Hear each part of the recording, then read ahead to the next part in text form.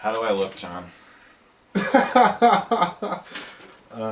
Good, Chris. You look very good.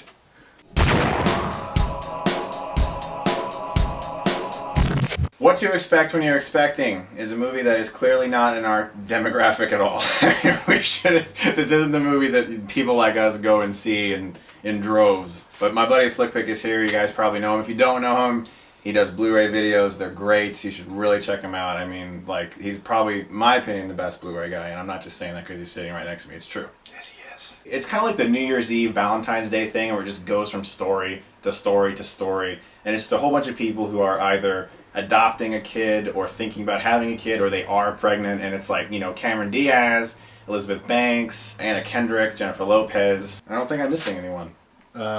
Randy Quaid. Or Dennis Quaid. Randy Quaid. Dennis Quaid is in the Brooklyn Decker. There you go. Brooklyn yeah. Decker is in the movie, who isn't as hot as she usually is for some reason. She looks like she wasn't eating too much during the film. I don't know. Dennis Quaid's in the movie, though. I did not know Dennis Quaid was in this movie. I got goosebumps when he popped in. I didn't get goosebumps, but it was nice to see Dennis Quaid. You know, going into this movie, I didn't expect much, and I left with a mediocre taste in my mouth. That's odd. That sounds odd. I think it's an okay, entertaining movie. It's sad, I can admit that, but it's a mediocre time with a few laughs. I feel basically the same way. It's not, when you walk into this movie, especially if you're a guy, it's just, you're like dreading it. You're like, why am I here? Why am I sitting in this movie? Why do I do this? And then you just hope that when you're watching it, you're not going to hate yourself, you're not going to hate life because you're in this theater. If you took your girlfriend to this movie, or she drug you to the movie or whatever, more than likely you'll find things to enjoy. It's not the kind of movie where you just sit there and you're like, oh, and now. But there's nothing terribly special about it. There's nothing that funny about it. Whenever you have a movie that has multiple stories, there's always going to be at least one or two stories that you're like, just get to the next one. Exactly. Get where these characters go away, just get to the one I actually enjoy watching. Especially with Anna Kendrick, her whole storyline and being like a disgruntled young girl who's pregnant now, but... Yeah, I agree. Anna Kendrick was the one, my least favorite probably storyline of the movie. I don't know if it's because I'm a guy or because I've dealt with girls like this before, but she was like the girl in the movie where like if I knew her in real life, it'd be like, oh, I don't like girls like that, where it's like the guy is so obviously... He's supporting you in every way you can. He's giving you everything you could ask for, and she's still crying and complaining. Right. She laid down and spread her legs. It's her fault, too. Exactly. She's blaming this guy for planting his seed. The whole thing is, like you said, he's always there, like, for her throughout the whole thing, and then she just starts treating him like just basically, you know what she's treating him like. Yeah, like, you can say it, I don't cuss in my videos. Big pile of shit? A bitch. Oh, I'm sorry, bitch. I'm sorry. See, that's sexist of you, Chris. See, I'll cuss, but I'm not sexist. Thanks, Yes, man. I am. The other storyline I couldn't stand was Jennifer Lopez's. So that's where I disagree with you, okay?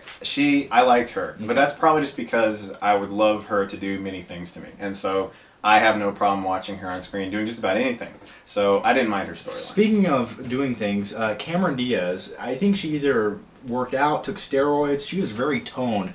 And her face looked a little stretched out in this movie, which she looked... I'm not saying it's bad. She was okay in the movie, yeah. It's just, like I said, certain storylines are more interesting than the others. And that's what happens when you have, like, these multiple storyline movies. Movies where there's, like, all different types of characters, but, like, each one helps the other. This one isn't really like that. This one, they're all separate. With a lot of movies like this, there's always like this part where they all kind of conjoin. In a very creative way. Right, but here it's just like, oh, they're all going to give birth on the same night. We're connected by, that was my second cousin, and that's the connection. But I will say, going into this movie, now, I seen the trailers for this movie when it first came out. And if you notice, the trailers in this movie made it look like all these guys hanging out in a park talking about their kids. That's true. It made it look like that was just going to be some guys that hang out and have to go through all these different, situations. But the movie's nothing like that. No. That's just one little tiny aspect of it. No, that's true. Yeah. I think that was them trying to get guys into the theater. Yeah, to come see it, obviously. That was like my favorite storyline. I think that was the most comedic, fun storyline out of the movie. I like Chris Rock in it. I think he was funny in it. I mean, I like his kid in the movie, too. Yeah, the kid, he has like a kid that just like beats things everywhere. Picks up dead animals. Yeah. I feel like they should have just at least cut out one of those storylines. Like, to be honest, I gotta be honest with you, I like Anna Kendrick. I think she's cute. I think she's talented. The guy, Chance Crawford is his name, or something like that. Chace Crawford, I don't know. I call him the cheap-looking Paul Walker. That's very true, actually. He looks That's like a cheap true. version of Paul Walker. That is very true. I kind of feel like maybe that story could have been cut. There was no point to that. Yeah. I mean, I won't get into spoilers, but something happens in their relationship that is significant, and I understand they're trying to address that kind of thing happens in a relationship sometimes, but it just feels like that whole thing was just tonally not on the same level as all the other stories. You said Valentine's Day, and this movie compared to that is like a masterpiece in my opinion. I agree. This movie actually has comedy. I think there's something for everybody, and the comedy is kind of like the Bridesmaids kind of style comedy here and there. Not as dirty. Well, they don't have poop in a sink, but you're not going to hate this movie if you have to sit through it, if you're forced to sit through it, more than likely. It's just, there's nothing special about it. It's fluff. It's good it's fluff. Fluff. It is. I mean, fluff. it's really all it is. I mean, I'm going to give it a C. You're going to give it a C? I'm going to give it a C. It's like an average, mediocre movie. It's not my demographic. It's not for me, really. I think it's a basic, straightforward comedy. Artistically, there's nothing amazing. Even though there was a few scenes where they transitioned through all the, where they give women sonar on their bellies. Yeah. What is that? I want to say mammogram, but that's where you squeeze that's a boob thing. What is that? It's ultrasound. Ultrasound. Yeah, you see the transition, how they... I don't know why I thought that was... You were impressed by that? I was impressed. I don't know. The movie was so bland that was one nice artistic thing. Oh, the transition. The transitions in this to the moment mammograms. is great. I keep saying mammograms. Mammograms are breasts. I know what that is. Just let me continue. That I don't know about. Don't judge me. Don't judge me. I've never had one. I'll give the movie a C also. You know, it's like a one-watch, fluffy movie, but I will... Here's my special grade for it.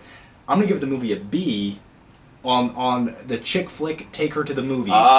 Good. That is true. Because there are certain movies, like if you have a girlfriend or you're married or something and you're gonna have a date night, like if you drug you like Valentine's Day or New Year's Eve, Twilight, you're gonna be sitting there like, yeah. But in this movie, it's like, okay, this makes my date happy. I'm not going to go to the bathroom and slash my wrist with a piece of shard glass I found on the floor. But the one negative thing, guys, I'm going to let you guys know this. Any guys out there who take women to this, it might give your woman baby fever. It's very true. And that's a commitment you don't want to... That's very scary. true. So you got to be careful of that. And, if you don't want a kid, don't take her to this movie. And if you don't want to... Yeah, that should be the tagline. If you want a kid, don't watch this movie. You buy a ticket to the movie, it comes with a condom. Don't cut that out, though. Okay. Like I said, if you guys haven't checked out the Flick Picks videos, he does all types. He does movie reviews for basically... He'll put a link in the description. I'll put a link in the description, is what I meant to say. But he does all the big movie reviews, but he also does the Blu-ray stuff. He's really good at it, too. So if you haven't subscribed to him, do that. Thanks, Chris. Until next time, guys, if you haven't subscribed to me, you can subscribe to my channel and get... Stuckmann eyes. I feel sticky just saying it.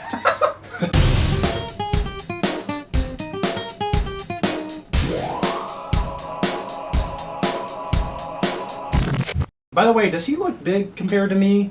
Like we're sitting here... He's larger than me bodily. Bodily? That I don't know, man. You're tall, though. Okay, I'm taller. Never mind. Why are we got a lot of talking about length. I don't know. This will be cut out. Please don't. I'll leave it in there. I like it. I like the proportions. Anyway. Bloopers at the end.